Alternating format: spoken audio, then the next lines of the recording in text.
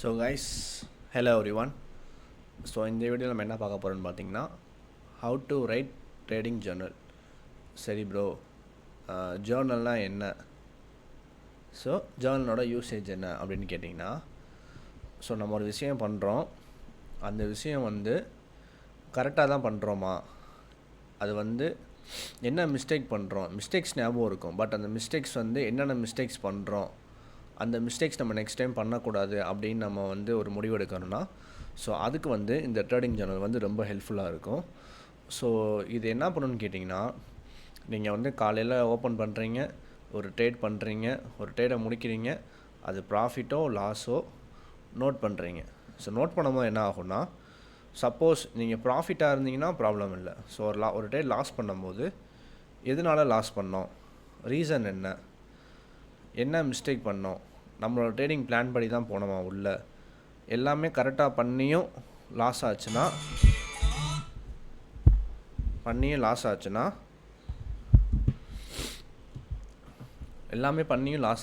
நம்மளோட பிளான் தப்பா இல்லை டைமிங் தப்பா. ஸோ இந்த மாதிரி நம்ம சின்ன சின்ன மிஸ்டேக்ஸ் மட்டும்தான் ஸோ ட்ரேடிங்கில் பெரிய எட்ஜஸை க்ரியேட் பண்ணும். ஸோ நம்ம கரெக்ட் பண்ணுற ஒரு சின்ன மிஸ்டேக் நம்மளோட அக்யூரஸியும் நம்மளோட ப்ராஃபிட்டையும் இன்க்ரீஸ் பண்ணும். ஸோ நீங்கள் என்ன பண்ணாலும் பரவாயில்ல, ஸோ நீங்கள் ஓவர் ட்ரேட் பண்ணுறீங்களா, அதை ரெடியூஸ் பண்ணும். நீங்கள் பண்ண மிஸ்டேக்கே திரும்ப திரும்ப பண்ணுறீங்களா, அதையும் ரெடியூஸ் பண்ணும். ஸோ நீங்கள் ஃபஸ்ட்டு எழுத ஸ்டார்ட் பண்ணணும். ஸோ நமக்கு ஒரு பிளான் வேணும். நம்ம ஒரு ட்ரேடிங் ஸ்டார்ட் பண்ணுறோம் அப்படின்னா, ஸோ இப்போ சின்ன எக்ஸாம்பிளுக்கு ஒரு சின்ன ஹோட்டல் நடத்துகிறவங்களே நாளைக்கு பிளான் என்ன காய்கறி வாங்கணும், எவ்வளோ சிக்கன் வாங்கணும், எவ்வளோ மட்டன் வாங்கணும், எவ்வளோ இது தேவைப்படுன்னு சொல்லி எல்லாமே பிளான் பண்ணும்போது நம்ம ட்ரேடிங்கில் லைஃபையும் சேஞ்ச் பண்ணப்போன்னு நினைக்கிறோம். ஸோ அப்போது ப்ராப்பர் பிளானிங் இருக்கணும். இந்த பிளானை வச்சு எப்படி நம்ம எக்ஸிக்யூட் பண்ணுறது அப்படிங்கிறத வச்சு, ஸோ பிளானில் ப்ராஃபிட் வந்தால் எவ்வளோ, லாஸ் வந்தால் எவ்வளோன்னு சொல்லி நம்ம ஃபிக்ஸ் பண்ணணும். ஸோ இப்போ நம்ம ஒரு 1 lakh மந்த்லி வேணும்னு நம்ம எக்ஸ்பெக்ட் பண்ணுறது தப்பு கிடையாது. அந்த 1 lakh ஏர்ன் பண்ணுறதுக்கான ப்ராசஸ் என்ன? இப்போ 1 lakh ஏர்ன் பண்ண போகிறேன்னா, ஸோ டெய்லி அப்போ 1 lakh, so into pi 20 trading days இருக்குது, 20 நாளைக்கு ட்ரேட் பண்ண போகிறோம். அப்போது 1 lakh வேணும். அப்போது பெர் டேக்கு 5,000 இன்ட்டு 20 போட்டிங்கன்னா 1 lakh. சரி, 1 lakh ஏர்ன் பண்ண போகிறோம். சரி, நான் 5,000 பெர் டே ப்ராஃபிட் பண்ண போகிறேன். லாஸ் எவ்வளோ பண்ண போகிறேன்? ஏன்னா ப்ராஃபிட் பண்ண போகிறத ஃபிக்ஸ் பண்ணிட்டோம். அப்போது நான் 5,000 எய்ம் பண்ணேன்னா நான் எவ்வளோ லாஸ் பண்ண ரெடியாக இருக்கணும்? மினிமம் 2,000 தான் லாஸ் பண்ணணும். 2,000 2,500 லாஸ் பண்ணணும். ஸோ 1:2 நான் எய்ம் பண்ணுறேங்கும்போது 5,000 எய்ம் பண்ணுறேன்னா நான் 2,500 தான் லாஸே வைக்கணும் பெர் டே லிமிட்டு. சரி, இப்போ நான் 5,000 ப்ராஃபிட் எய்ம் பண்ணுறேன், 2,500 லாஸ் ஃபிக்ஸ் பண்ணிட்டேன். சரி, ஓகே. எத்தனை ட்ரேட் பண்ண போகிறேன்? 2 ட்ரேடா? அப்போ 2 ட்ரேடுக்கு 2,500 டிவைடட் பை 2ன்னு போடுங்க. அப்போனா 1,250. அப்போனா பெர் டேக்கு நம்ம $12 கிட்ட ரிஸ்க் வைக்க போகிறோன்னு அர்த்தம். மொத்த டோட்டல் கணக்கு ட்ரேடு 2 ட்ரேடு தான். 2 ட்ரேடில் ஒரு ட்ரேடுக்கு 1,250 நம்ம ரிஸ்க் வைக்க போகிறோம். இந்த மாதிரி பிளானிங் பண்ணணும். ஸோ இந்த மாதிரி பிளானிங் பண்ணும்போது மட்டும்தான் இதை ஃபுல்லாக நம்ம வீக்கெண்ட் நோட் பண்ணணும். வீக்கெண்ட் நம்ம நோட் பண்ணும்போது தான் இந்த மாதிரி சின்ன சின்ன நம்ம ஒரு விஷயம் நம்ம பண்ணும்போது தான் நமக்கு பெரிய அக்யூரஸியும் பெரிய ஹியூஜ் ப்ராஃபிட்டும் நம்ம எக்ஸ்பெக்ட் பண்ண முடியும். நம்ம ஃபஸ்ட்டு மார்க்கெட்டில் சஸ்டெயின் ஆகிறதுக்கு இந்த மாதிரி மெத்தட்ஸ் ரொம்ப ஹெல்ப்ஃபுல்லாக இருக்கும். ஸோ இப்போ ட்ரேடிங் ஜேர்னல் எப்படி எழுதலான்னு சொல்லி பார்த்துடலாம். ஸோ இதான் ஜேர்னல். ஸோ ஃபஸ்ட்டு நீங்கள் டே ஸ்டார்ட் பண்ணும்போதே, ஸோ நீங்கள் இதே கூட நீங்கள் ஒரு பிரிண்ட் எடுத்துக்கலாம். இல்லைனா நீங்கள் இதே மாடலில் உங்களுக்கு ஒரு நோட்டு போட்டு எழுதி வச்சுக்கோங்க. எழுதி வச்சுட்டு ப்ராப்பராக அன்றைக்கி டேட் எழுதுங்க. இனிஷியல் கேபிட்டல் எவ்வளோ கொண்டு வந்தீங்க? இப்போ ஒரு $100 கொண்டு வந்தேன் ப்ரோ, இல்லை ஒரு $200 கொண்டு வந்தேங்கிறத எழுதிடுங்க. நெக்ஸ்ட்டு என்ட்ரி டைம், எந்த டைம் எடுத்தீங்க? ஏசியனா, லண்டனா, நியூயார்க்கான்னு எழுதிடுங்க. ரீசன் பிஹைண்ட் த ட்ரேடு, அந்த ட்ரேடு எதனால் எடுத்தோம், அந்த ட்ரேடுக்கான ரீசன் என்ன? ஸோ நம்ம எடுக்கிற ட்ரேடுக்கு ஒரு ரீசன் இருக்கும்ல. நான் இது ட்ரெண்ட் லைன் பிரேக் ஆச்சு, ரேட் டெஸ்ட் கொடுத்துச்சு, என்ட்ரி ஆனேன்னு சொல்லி அந்த மாதிரி ஒரு ரீசன் இருக்கணும். So reason behind the trade. So buy side போனீங்களா, செல் சைடு போனீங்களா?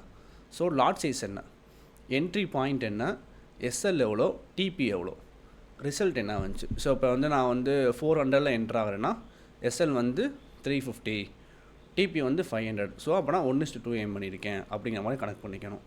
நெக்ஸ்ட்டு ரிசல்ட் என்னது, ப்ராஃபிட்டாக லாஸாக. நெக்ஸ்ட்டு நெட் ப்ராஃபிட் என்னது, ஸோ ஓவரால் ப்ராஃபிட் என்னது, அமௌண்ட் எவ்வளோங்கிறது நீங்கள் நோட் பண்ணிடுங்க. இதெல்லாம் பண்ணிவிட்டு நீங்கள் இப்போ நான் சும்மா எக்ஸாம்பிளுக்கு வந்து 1, 2, 3, 4, 5ன்னு போட்டிருக்கேன்.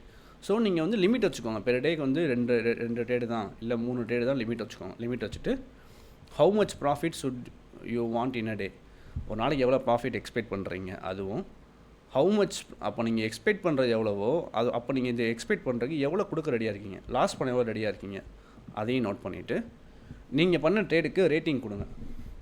அதாவது இப்போ நான் இன்றைக்கி நான் வந்து ஓவர் ட்ரேட் பண்ணிட்டேன் அப்படின்னா அப்படின்னா நீங்கள் வந்து 1 கொடுங்க, ஒரு பாயிண்ட் கொடுங்க. 10க்கு ஒரு பாயிண்ட் தான். எதனால நான் அவ்வளோ மிஸ்டேக்ஸ் அதிகமாக பண்ணியிருக்கேன்னு சொல்லி. இப்போ நீங்கள் நாளைக்கு வரும்போது இந்த மிஸ்டேக்ஸில் வந்து ஒரு 50% மிஸ்டேக் குறைச்சிட்டேன் அப்படின்னா இங்கே பாயிண்ட்டை இன்க்ரீஸ் பண்ணுங்கள்.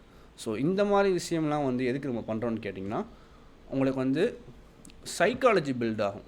ஸோ ட்ரேடிங் வந்து ஸ்ட்ராட்டஜி ஒரு 20% தான். ஸோ உங்களோட சைக்காலஜி தான். மென்டலி நீங்கள் ஸ்ட்ராங்காக இருக்கணும். ஒரு ட்ரேடு லாஸ் ஆச்சுன்னா நீங்கள் அந்த ட்ரேடை லாஸை நீங்கள் அக்செப்ட் பண்ணணும். இந்த அக்செப்ட் எப்படி பண்ண முடியும், அதுக்கு நம்ம ப்ராப்பர் பிளான் இருக்கணும். நான் ஒரு என்ட்ரி எடுக்கிறேன்னா அந்த என்ட்ரிக்கு ப்ராப்பர் பிளான் இருந்துச்சுன்னா ப்ராப்பர் பிளானை நான் எக்ஸிக்யூட் பண்ணி எஸ்எல் வச்சா நான் அக்செப்ட் பண்ணிப்பேன். நெக்ஸ்ட்டு நான் பிளானுக்கு வெயிட் பண்ணுவேன். ஸோ எந்த ஒரு விஷயமே இல்லாமல் சும்மா வெறும் நம்ம வந்து சும்மா ஒரு என்ட்ரி ஒவ்வொரு கேண்டிலுக்கும் நம்ம ரியாக்ட் பண்ணிகிட்டு இருந்தோம்னா இது பிளானே கிடையாது. ஒரு செட்டப்புக்கு வெயிட் பண்ணணும். இப்போ லெவல் மார்க் பண்ணுறீங்களா, இங்கே லெவல் மார்க் பண்ணுறீங்களா, இந்த லெவலுக்கு வந்து ட்ரை பண்ணுவேன், இந்த லெவலுக்கு வந்து ட்ரை பண்ணுவேன்ட்டு இந்த மாதிரி நீங்கள் நடுவில் இன்பிட்வீன் என்டர் ஆகக்கூடாது. ஸோ அதுக்கு நீங்கள் என்ன பண்ணணும், ப்ராப்பர் பிளான் இருக்கணும். ஸோ ப்ராப்பர் பிளான் இருந்தால் மட்டும்தான் நீங்கள் ட்ரேடிங்கில் வந்து சக்ஸஸ்ஃபுல்லாக இருக்க முடியும். சக்ஸஸ்ஃபுல்லுங்கிறத விட நீங்கள் சர்வை பண்ண முடியும். சர்வைவல்னால் என்னது, லிமிட்டட் லாஸு ஃபஸ்ட்டு நீங்கள் வந்து பிரேக் ஈவனுக்கு வரணும். நோ லாஸ் நோ ப்ராஃபிட்டுக்கு வரணும். இன்றைக்கி ஒரு 20,000 ப்ராஃபிட் பண்ணேன், ஓகே சூப்பர். நேற்று ஒரு 40,000 லாஸ் பண்ணேன் அப்படின்னா இது என்ன அர்த்தம். ஸோ இது உங்களுக்கு வந்து லாங் ரனுக்கு ஹெல்ப்ஃபுல்லாகவே இருக்காது. ஸோ சைக்காலஜி மட்டும்தான் உங்களுக்கு ஃபுல் அண்ட் ஃபுல் ட்ரேடிங்கில் ஹெல்ப் பண்ண போகுது. இதை நோட் பண்ணதுக்கப்புறமா டெய்லி ப்ராஃபிட் எவ்வளோ, இன்றைக்கி டேயோட ப்ராஃபிட் எவ்வளோ, லாஸ் எவ்வளோ நோட் பண்ணிவிட்டு க்ளோசிங் கேபிட்டல், நான் இப்போ கேபிட்டல் வந்து ஒரு $100 ஸ்டார்ட் பண்ணேன்னா ப்ராஃபிட் பண்ணால் $110, இல்லை லாஸ் பண்ணால் $90 அப்படிங்கிறத நோட் பண்ணிடுங்க. இந்த மாதிரி நீங்கள் டெய்லி நோட் பண்ண என்ன ஆயிரும்னா நீங்கள் வந்து ஒரே மிஸ்டேக்கை 2 நாள் பண்ணிங்கன்னா பரவாயில்ல. 3ஆவது நாள் நீங்கள் அதே மிஸ்டேக் எழுதும் போது உங்களுக்கே கை ஒரு மாதிரி உங்கள் மேலே கோவம் வரும். ஏன் இப்படி பண்ணுறோன்னு நீங்கள் யோசிக்க ஆரம்பிப்பீங்க, திங்க் பண்ண ஆரம்பிப்பீங்க. ஸோ நம்ம இன்றைக்கி பண்ண மிஸ்டேக்கை நம்ம நாளைக்கு பண்ணும்போது ஒரு 2 நாள் 3 நாள் பண்ணலாம். 3ஆவது நாள் வரப்போ நம்ம சேஞ்ச் பண்ண ஆரம்பிப்போம். நமக்கே இதை வந்து நம்ம ஓவர் ட்ரேட் பண்ணிகிட்டு இருக்கோம்னு சொல்லி நம்ம பண்ணுற விஷயத்தை நம்ம நோட் பண்ண ஆரம்பிக்கும் போது நம்ம ட்ரேடிங்கில் வந்து சக்ஸஸ்ஃபுல்லாக இருக்க முடியும். ஸோ எல்லோரும் சேஃபாக ட்ரேட் பண்ணுங்கள், கேபிட்டலை ப்ரொடெக்ட் பண்ணுங்கள். ஸோ கேபிட்டல் தான் முக்கியம். ஸோ எதாவது டவுட்ஸ் இருந்துச்சுன்னா நம்பர் கொடுத்துருக்கேன், வாட்ஸ்அப் நம்பரை டெக்ஸ்ட் பண்ணுங்கள். ஸோ இல்லை ப்ரோ எனக்கு இந்த ட்ரேடிங் ஜர்னல் இந்த பிடிஎஃப் வேணும் அப்படின்னா வாட்ஸ்அப்பில் டெக்ஸ்ட் பண்ணுங்கள், நான் டேரெக்டாக உங்களுக்கு டிஎம் பண்ணுறேன். So thanks.